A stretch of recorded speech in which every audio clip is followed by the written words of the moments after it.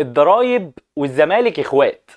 بصراحة الموضوع عدى الاحتواء واكبر مما انا كنت اتخيل من مجاملة الضرايب للزمالك. بيخفضوا لهم 800 مليون جنيه. ايوه. وروي فيتوريا وحازم امام بيتحدوا النادي الاهلي، وبنقول لمجلس ادارة النادي الاهلي الناس دي ما بتجيش غير بالعين الحمراء. حلقة جديدة من المشجع هنتكلم فيها عن، طبعا الموضوع تخطى المجاملة، لان اللي بيحصل ده مش مجاملة. لما يطلع المسؤول عن الزمالك حاليا اللي هم بيقولوا عليه اهلاوي، والراجل لا اهلاوي ولا حاجه، لان هو لو اهلاوي يا ريت، لان هو لو في اهلاوي هيدير الزمالك فده معناه انه هينصلح حاله، ولكن مش قضيتنا دلوقتي. لكن لما يطلع الاستاذ البناني ويطلع ويتكلم ويقول ان الضرايب تم الاتفاق معاها اللي هي على الزمالك بمليار و200 مليون جنيه، في مؤسسه في الدوله عليها مليار و200 مليون جنيه. انت مدرك الرقم اللي متاخر؟ انت مدرك الرقم اللي متساب كل ده؟ ده لسه المفاجأة، ان احنا اتفقنا وتم تخفيض الرقم ل 40 مليون، وبعد كده ال 40 مليون دي صححها مع الاعداد وقال ان هم 400 مليون. حلو. فده معناه ايه؟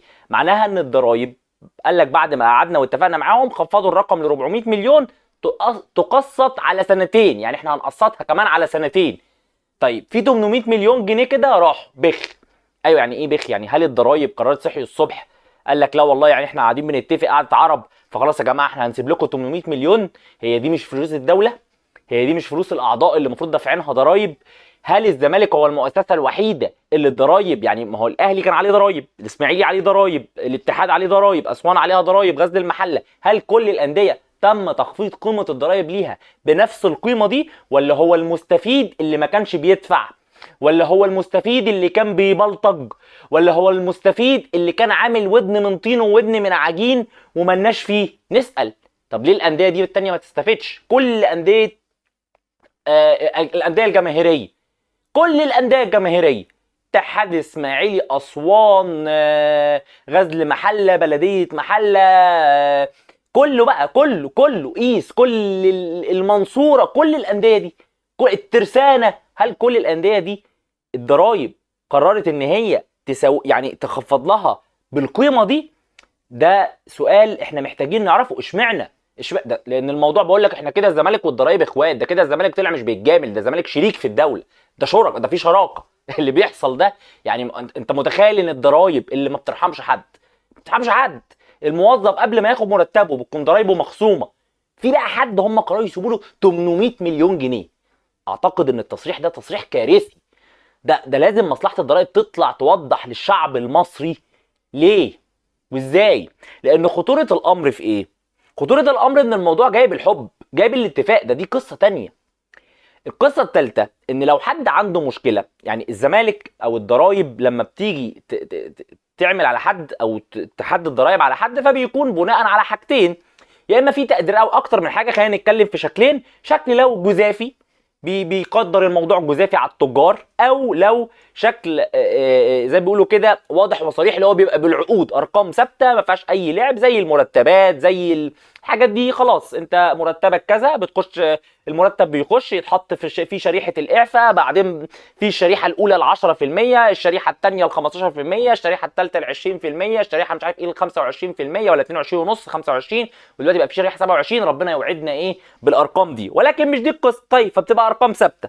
طيب الزمالك وضعه ايه؟ الزمالك مش تاجر. يعني الزمالك مثلا الضرايب لما نزلت ما لقيتش مثلا ان الزمالك ده مثلا نادي بيتاجر مثلا في البليله، فدخلوا لقوا شويه قمح وعربيات وثلاجات لبن، فقال لك ده مثلا احنا شويه القمح دي مثلا في 2 طن قمح، فال 2 طن قمح دول مثلا بكذا، وفي مثلا 100 لتر لبن، فالقصه دي، ومثلا في 500 كيلو سكر، فالقصه دي مثلا تقدر بمليون و200. فبعد كده الزمالك تظلم فطلع لا، ان البضاعه دي والفواتير اللي الزمالك قدر يثبتها ان البضاعه دي مثلا ب 400 مليون. ده فقال لك لا، واحنا مكسبنا وبعنا وعملنا، فبعنا البليله دي بكام؟ بعناها مثلا ب 400 مليون. الموضوع مش كده، لا. الزمالك الموضوع فيه التقدير فيه مش جزافي، التقدير فيه بناء على عقود اللعيبه المقدمه والمثبته، وكله طبقا للمستندات. واي شيء بيحصل في الزمالك بيحصل بفواتير، اذا التقدير ليس جزافي. ده رقم واحد. فدي ارقام ثابته ومعروفه، المليون و200. الشيء التاني ان حتى لو انت عندك اعتراض على رقم الضريبه اللي مبالغ فيه بالشكل ده، المفروض ان بيتم يعني السبل القانونيه. فانت بترفع على الضرايب دي تخص او جهاز تبع الدوله او يخص الدوله، فبتروح لمجلس الدوله، والناس المحامين طبعا هيبقوا فاهمين الكلام ده وعارفينه. بتروح لمجلس الدوله تقدم في دايره الضرايب، بترفع بقى الاجراءات القانونيه بتاعتك وتقدم مستنداتك وتقدم اوراقك. وده زي ما بقول لك بيبقى طيب طبعا بنسبه كبيره جدا في قصه الحاجات الجزافيه. لكن العقود والحاجات دي خلاص، او الزمالك يقدم انه لا العقود دي المفروض ان في كذا بيخصم، وان مثلا ما كانش متقدم كذا بس، ويبتدي يحصل مداولات. وبعدين يحكم مجلس الدوله في النزاع اللي مرفوع على الضرايب من نادي الزمالك بالتخفيض بقى، بثبوت الرقم، بتقليل الرقم، بازاله الرقم.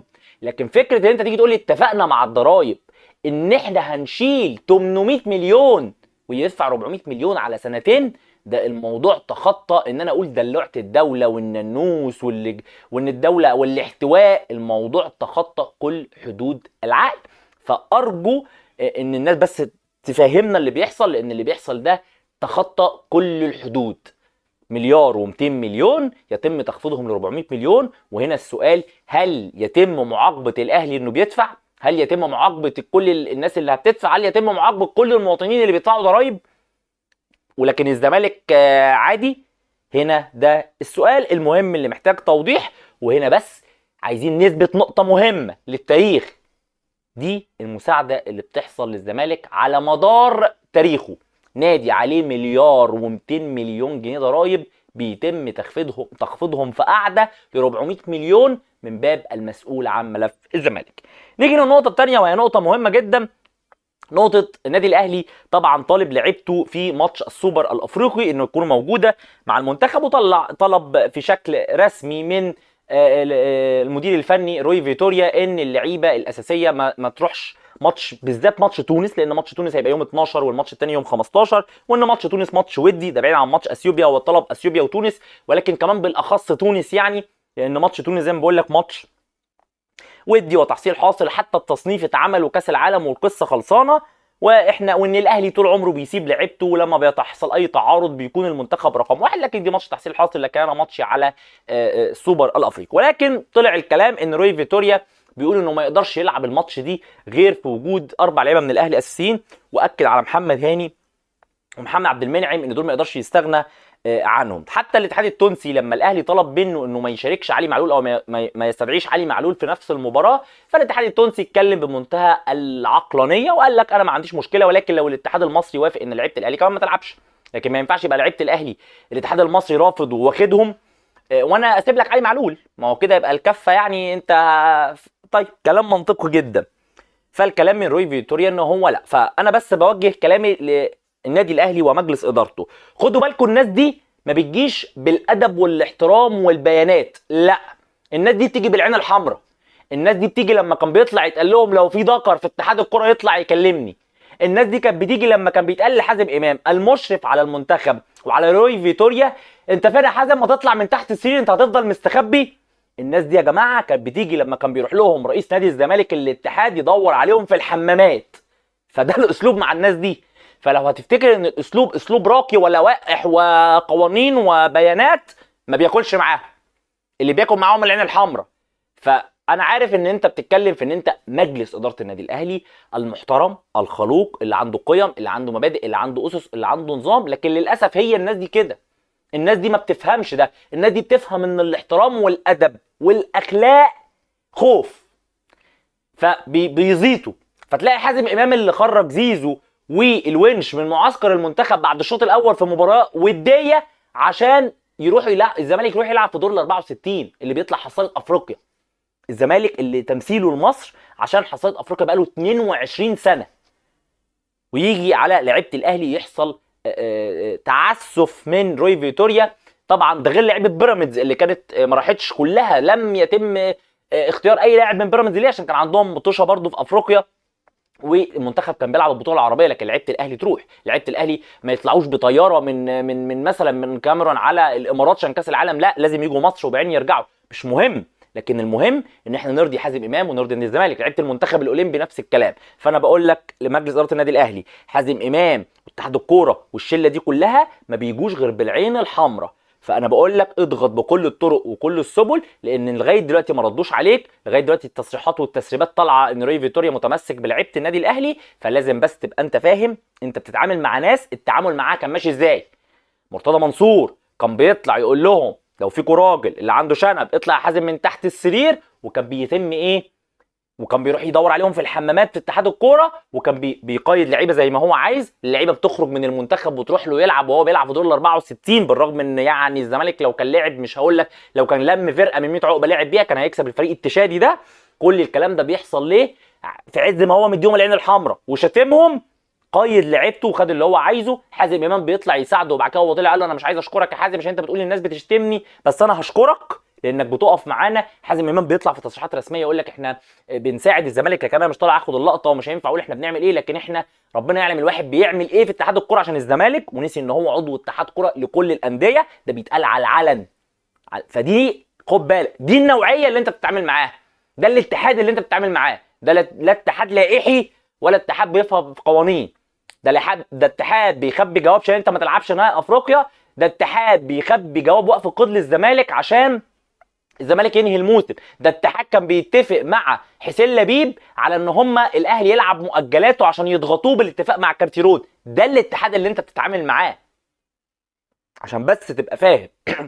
دي النوعيه اللي انت بتتعامل معاها، عشان بس الامور تبقى واضحه. وفكره الفزاعه بتاعه الوطنيه وانتوا عشان منتخب مصر، مباراه تونس مباراه ليس لها اي قيمه في اي حاجه، لان حتى التصنيف معمول والفرق اللي راح لكاس العالم خلاص تصنيفها تم تحديده. المباراه تحصيل حاصل ليس الا، وزي ما بقول الاهلي وقصه الوطنيه دي قصه يعني لا خلاف عليها من ايام زمان خالص. ارجع بالتاريخ من ايام ما كان لعيبه الزمالك بيتقال انها مصابه عشان ما تروحش تلعب مع المنتخب عشان عندها مباريات مع الاهلي. وكانوا بيلعب اللعيبه الاساسيه وكسبوا 2 دوري من الاهلي، دوري وكاس من الاهلي بسبب القصه دي. فبلاش نخش في تفاصيلها عشان تفاصيلها هتزعل ناس كتير. فما فيش حد يقدر يطلع يرمش كده بعينه ويتكلم او يفكر يجيب سيره وطنيه النادي الاهلي وتضحياته من اجل منتخب مصر. ده شيء ما فيهوش نقاش، لكن لما تكون مباراه لها قيمه واهميه. اما الان فمشاركه النادي الاهلي في السوبر الافريقي هي التي تمثل الاهميه للكره المصريه لرفع راسها، لان الاهلي بيرفع راسها في اخر 20 سنه اللي لولا وجوده كان زماننا راسنا في الوحل من الانديه اللي بيتم مجاملتها. ونرجع لسؤالنا الاخير، ازاي بيتم التغاضي عن 800 مليون جنيه لصالح الضرايب عشان نراضي الزمالك؟ لان ده سؤال محتاج توضيح. شكرا ليكم وشكرا لمتابعتكم، وان شاء الله باذن الله اشوفكم في حلقه جديده من المشجع. وما تنسوش تعملوا متابعه على الفيسبوك، سبسكرايب على اليوتيوب، واللايك والكومنت والشير. سلام.